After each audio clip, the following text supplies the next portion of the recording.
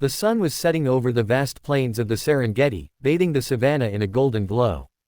The air shimmered with heat, and distant herds of zebras and wildebeests cast long shadows across the grass. Near the edge of a shallow watering hole, a tall and restless figure moved nervously, a mother giraffe named Luma. Her long neck swayed as she looked left and right, nostrils flaring, legs pacing in the dust. Luma had always been known among the rangers for her hyperactive nature. She never stood still for more than a minute. Her constant movement was a running joke in the reserve. The other giraffes grazed calmly, while Luma darted from tree to tree, nibbling, sniffing, and galloping at the slightest rustle. But today, her energy was different, frantic, agitated. She kept circling a small patch of tall grass near the acacia trees, calling out in short, urgent grunts. From the ranger tower, Emma Caldwell lifted her binoculars and frowned. She was one of the leading wildlife rescuers in the Serengeti Protection Force, a group of brave men and women known as the Brave Heroes Team. They specialized in animal rescues from poachers, floods, and predators. But even she hadn't seen a giraffe act this way before. "Luma's acting strange again," she murmured into her radio. "But this time, something's off. She's not just restless, she's terrified." Her partner, Captain Raul Mendez, answered from their jeep parked a mile away. "Copy that. Want me to check the thermal drone feed?" "Yes. Look near her feet, under that grass patch she keeps circling." Seconds later, Raul's voice came back, sharp and tense. "Oh, hell. We've got a heat signature, long, thick, coiled. That's not a log. That's a python. And it's massive." Emma's pulse quickened. The team had heard rumors, sightings of a giant python over 30 feet long, nicknamed the Coil of Death by locals. It had been attacking antelopes, even small elephants. Now it was here, near a mother giraffe and, judging by Luma's behavior, possibly her calf. "Raul, alert the team," Emma said, springing into action. "We've got a code black. Giant python near a mother giraffe, probable calf involved." Within minutes, 2 other jeeps raced across the plain. Dust plumed behind them as 4 rescuers joined Emma and Raul at the site. Marco, the fearless driver and tracker, Aisha, the veterinary medic, and twins Leo and Noah, drone and tranquilizer specialists. They formed a tight circle around the area, staying downwind to avoid alerting the snake. Through the drone camera feed, they saw it, a horrifying sight. The python's dark, scaled body was half buried in the grass, its enormous coil slowly shifting. Its head was lifted, tongue flicking, eyes locked on something tiny and trembling, a newborn giraffe calf struggling near its mother's legs. Luma nudged her baby desperately, trying to push it away, but the calf's legs wobbled. It had likely been born only hours ago. The python was waiting for the perfect moment. "Damn," Leo whispered. "That thing could crush her in seconds." Emma took a deep breath. "We're not letting that happen.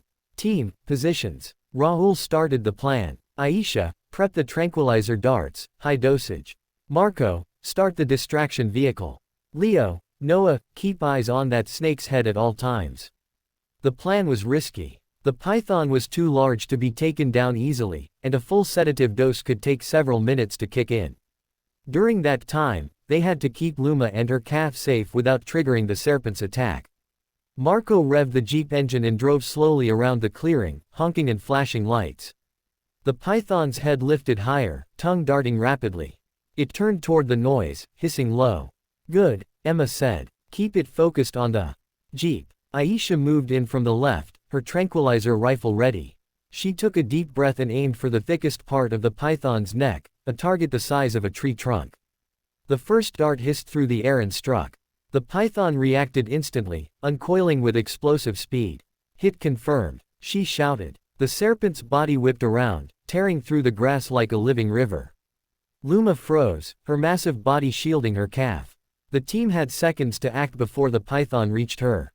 "Go, go, go," Raul yelled. Emma and Raul jumped from the jeep and ran toward the giraffes, shouting and waving their arms.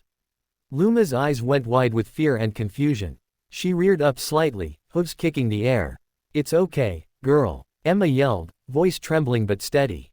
"We're here to help." The python lunged. A blur of black and brown muscle shot forward, its head striking like a spear. Raul fired his tranquilizer rifle, another hit, right near the mouth, but the python didn't stop. It slammed into Luma's legs, wrapping around one of them in a blur of scales. The mother giraffe screamed, a deep, guttural sound that echoed across the plains.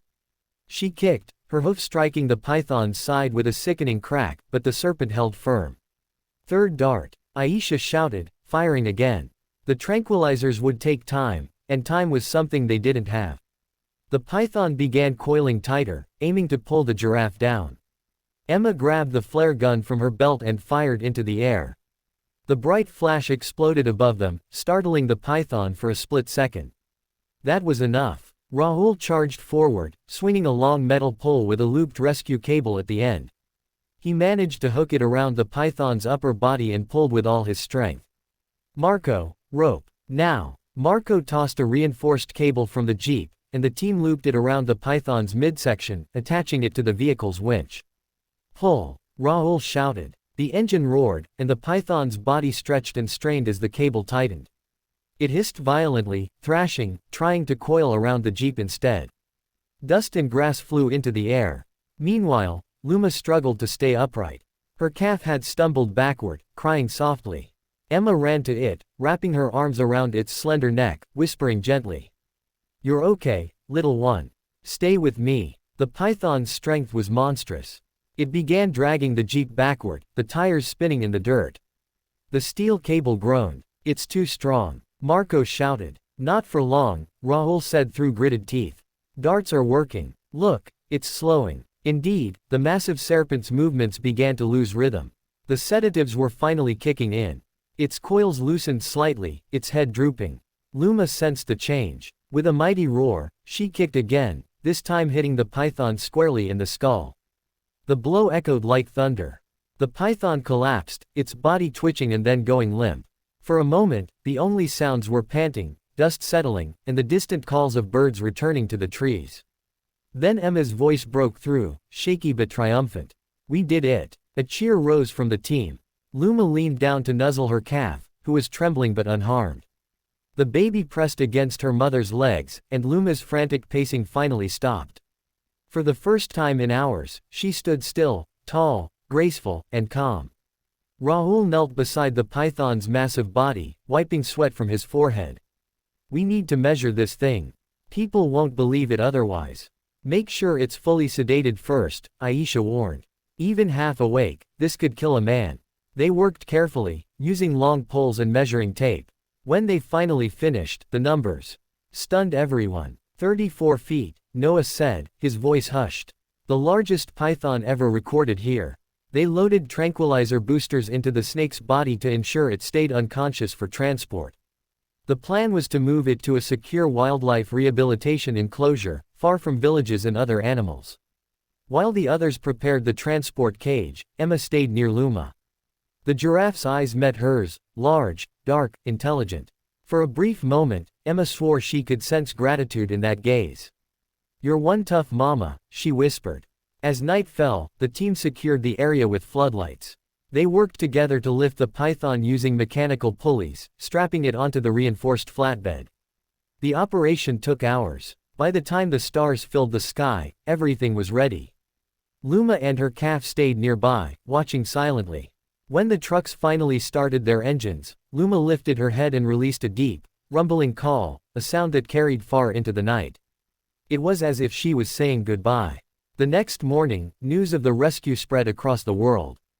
Brave heroes save hyperactive mother giraffe from deadly giant python. Headlines blazed across wildlife networks, documentaries, and social media.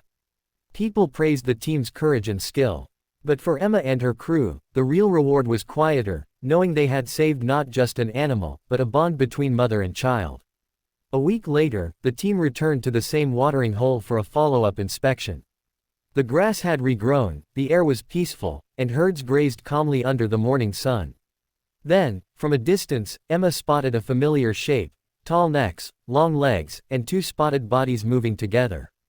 Luma and her calf were alive and thriving. The baby had grown stronger, running circles around its mother, while Luma herself seemed calmer, her movements more measured. Still full of energy, but less frantic, as if she finally trusted the world again. Emma smiled, leaning against the jeep. Rahul joined her, handing her a canteen of water. "Worth every bruise," he said with a grin. She nodded. "Every single one." But just as they were about to leave, something in the distance caught their attention, a group of vultures circling low over the grass, near the riverbank. Raoul frowned. Another carcass. Emma squinted through the binoculars, and froze. It was the python. Or what was left of it. The tranquilized serpent had been relocated deep into a reserve, but somehow, it had escaped during transport, and died, likely from stress or overexposure. Its enormous body now lay motionless, half buried in the mud. "Poor creature," Emma whispered. "It was just doing what nature taught it to do." Raoul nodded solemnly. "And we did what we had to do." As they turned to leave, Luma raised her head again, gazing in their direction. Emma waved, and for a heartbeat, she imagined the giraffe recognized them. The team drove off toward the horizon, dust rising behind them like golden smoke. The savanna stretched endlessly ahead, wild, untamed, and full of stories yet to unfold. Back at the reserve headquarters, Emma wrote her report. She titled it simply, "Operation Luma, a rescue of instinct and heart." In her notes, she added one last line. "Greater than, sometimes, bravery isn't about fighting nature, it's about protecting the fragile balance between fear and love." Luma taught us that day that even the wildest hearts can trust again. The world remembered it as one of the most extraordinary rescues ever captured, not just for the danger, but for the bond between a hyperactive giraffe mother and the brave humans who risked everything to save her. And every evening, as the sun dipped below the Serengeti, the rangers could sometimes spot two graceful silhouettes against the golden sky, a mother and her calf, alive, free, and forever part of the savanna's timeless legend.